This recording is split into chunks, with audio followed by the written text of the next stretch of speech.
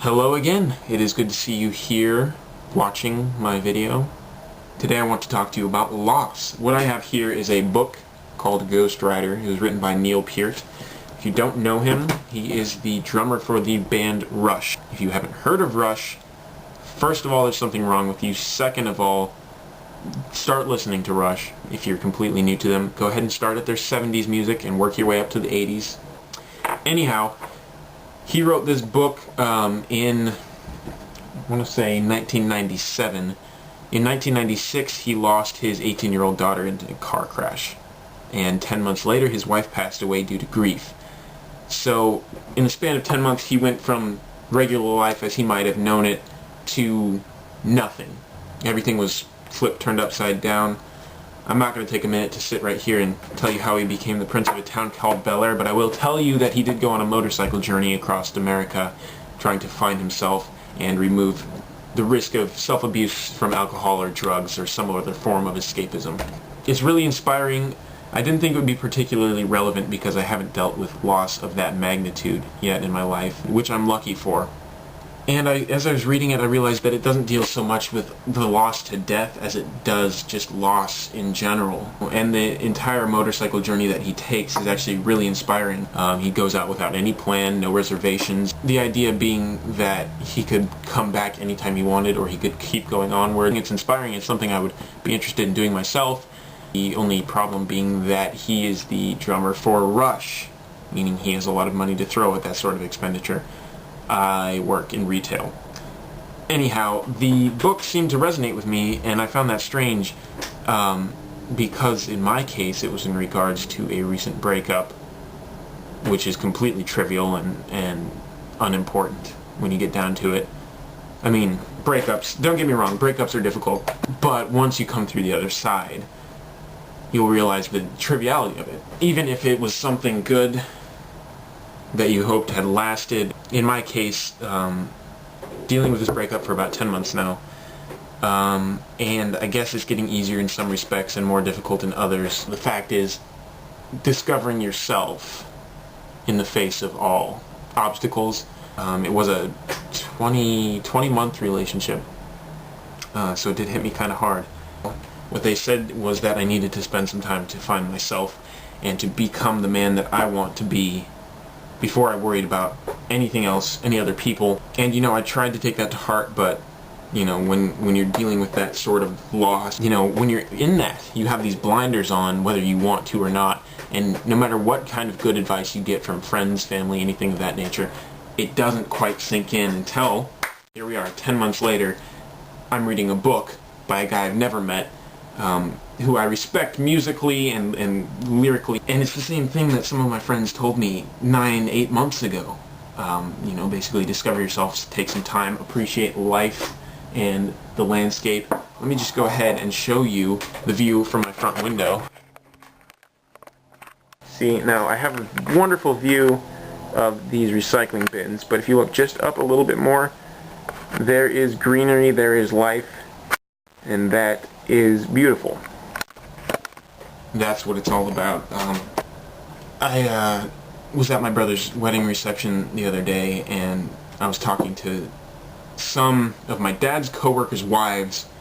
They were trying to set me up on a blind date, and I was telling them this story about why I was hesitant to go on this blind date. They assumed that it was because I was a shallow person, and I said, no, that's not it at all. I said, the reason that I said I don't know if I want to do that is, because I've been dealing with this loss, and, of course, I don't get these kind of propositions every day, so that was awkward enough in itself. And I explained to them the story, the very short version, which is pretty much the version you have.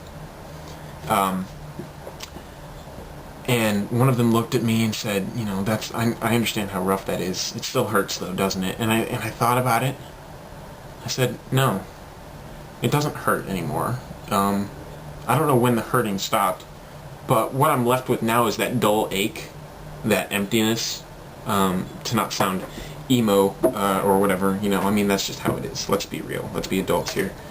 And it's difficult to have such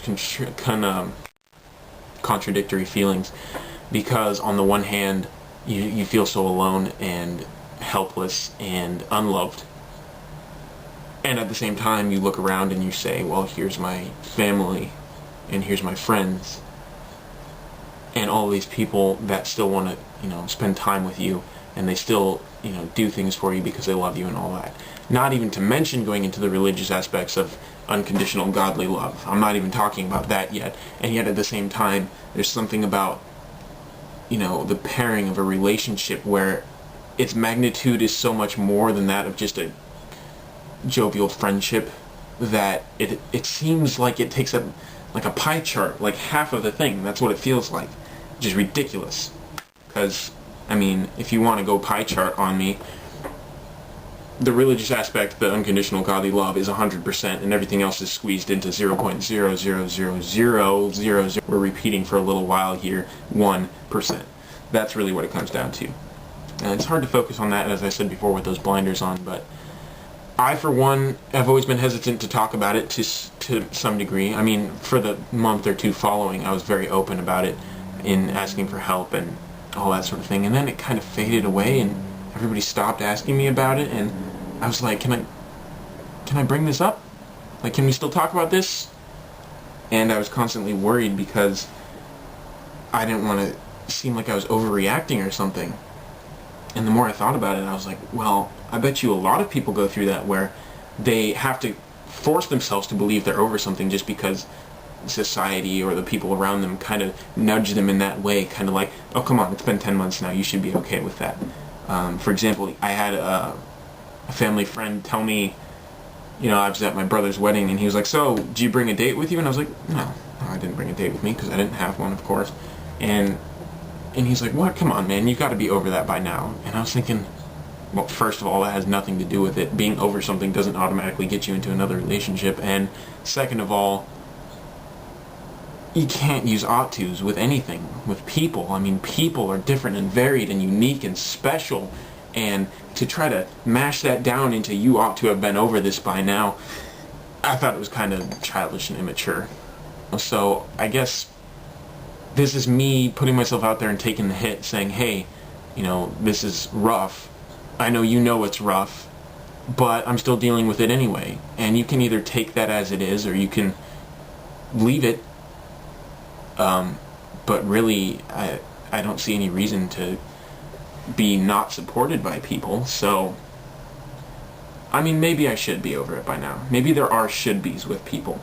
But let's just pretend, for the sake of the argument, what if I should be over it and I'm not? What then? What are you going to do as a friend?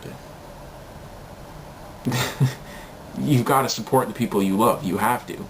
Yeah, I guess support can be saying, like, look, you need to move on, so on and so forth. But really, that's not starting with understanding and working towards a solution. That's starting with a solution and punching it in there.